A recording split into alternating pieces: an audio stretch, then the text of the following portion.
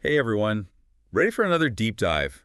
Today we're going exploring something super interesting. AI in aging populations. It's a pretty hot topic. It is, and for good reason.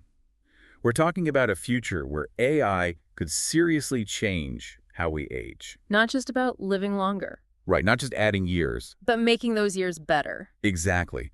So the big question is, can AI help countries with aging populations actually thrive?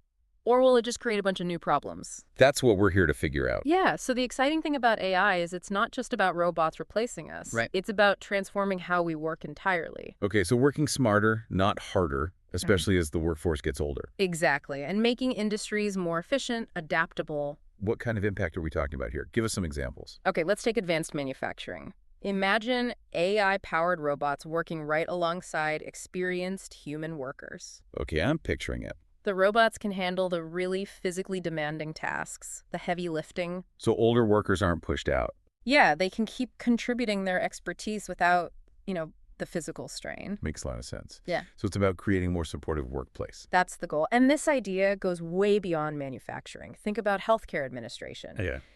AI could take over a lot of those tedious, time-consuming tasks like managing records, scheduling, even handling those insurance claims. Oh, all the paperwork. Right.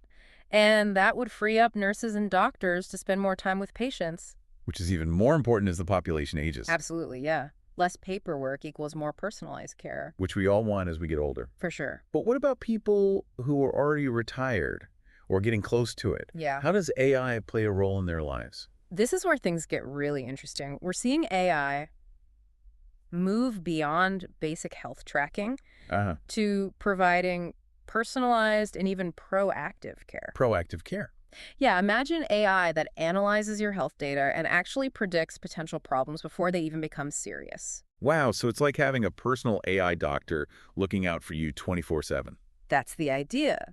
We're also seeing AI-powered medication reminders. Oh, that's great. Yeah, and personalized health advice. That's huge for older adults managing lots of medications or chronic conditions. Definitely. This is hitting close to home for me. My own grandmother, she has trouble remembering to take her pills on time. Oh, yeah. I can see how that would be a game changer.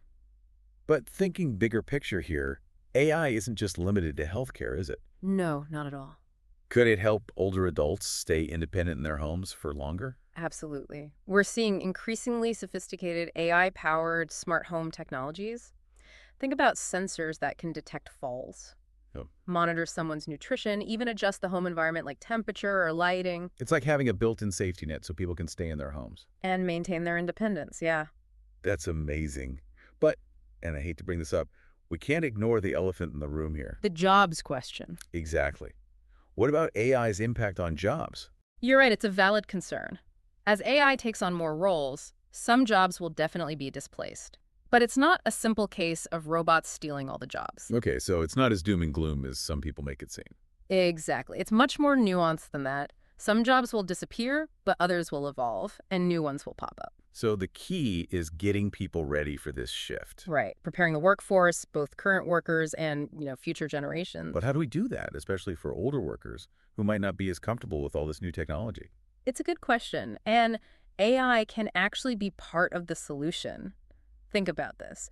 AI-powered learning systems. Okay. These systems could tailor training programs to individual needs, Interesting. provide real-time feedback, even create these immersive virtual reality training environments. Wow, so using AI to teach people how to work with AI. Exactly. That's pretty cool. So it's not just about job losses.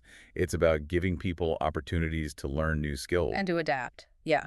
Adapt to this new world. But there's some potential downsides too, right? Of course. Like how AI could make economic inequality worse. You're hitting on a really critical point. We need to be very aware of how AI could potentially widen the gap between the haves and the have-nots. Give us an example of what that could look like. Well, one concern is what's called skill-biased technological change. Okay. So basically, this means jobs that need higher skills, especially those involving AI, would be paid a lot more, while lower skilled jobs could be automated away or just disappear. So the people who are already struggling could fall even further behind. It's a real risk. And it's not just individual workers. It could impact entire regions and communities. If some areas are quicker to adopt AI than others. Exactly. We could see some pretty significant economic disparities emerge. So it sounds like we're at a bit of a crossroads here. Yeah, I think that's a good way to put it. AI has this huge potential to be a powerful tool for good.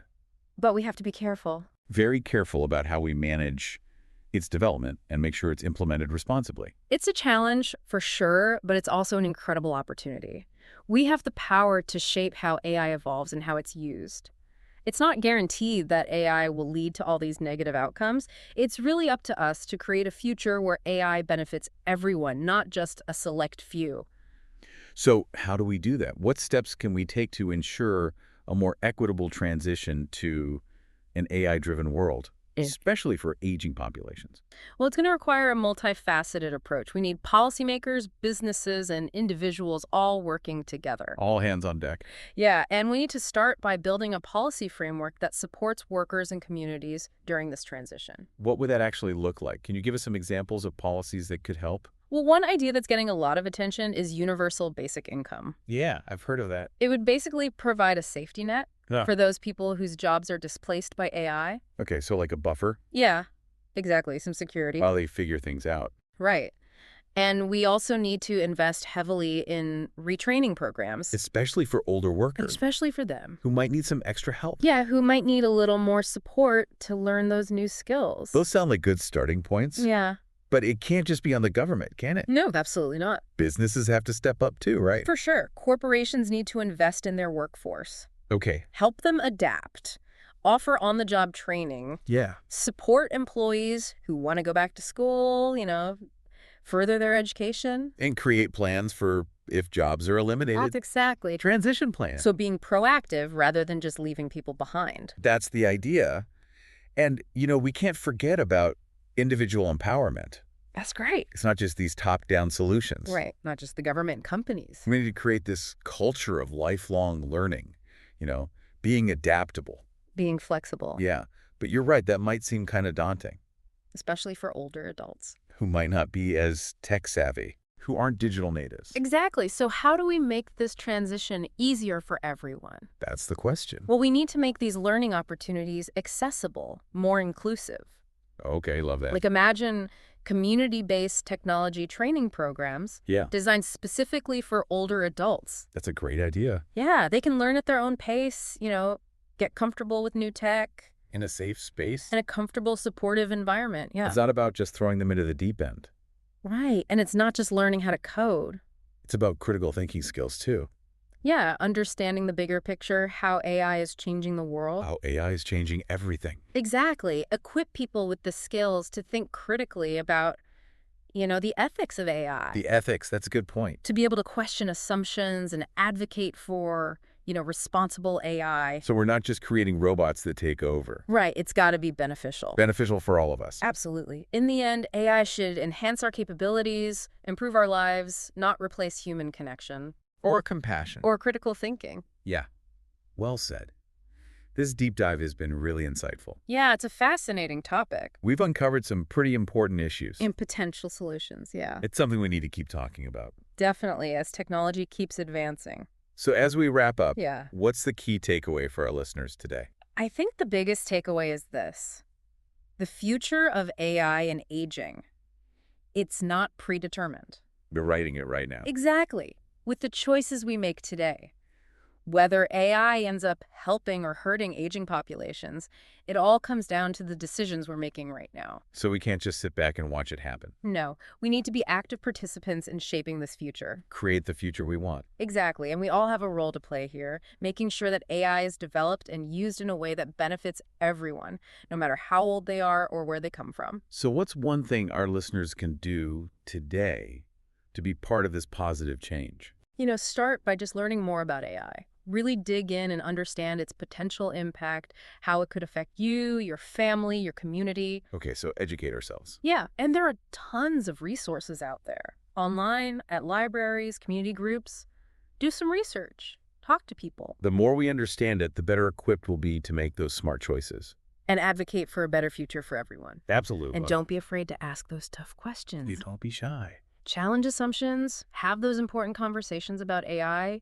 Those discussions are crucial for making sure AI is a force for good. I think this has been such an eye-opening deep dive. It's been a pleasure to be here. Thank you so much for sharing all your insights with us. It's been my pleasure, and I hope this conversation has really made people think about how we can shape the future of AI and aging in a way that's positive for everyone.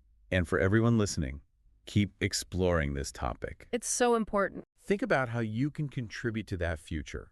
A future where AI helps us age gracefully and live fulfilling lives. Thanks for joining us for this deep dive.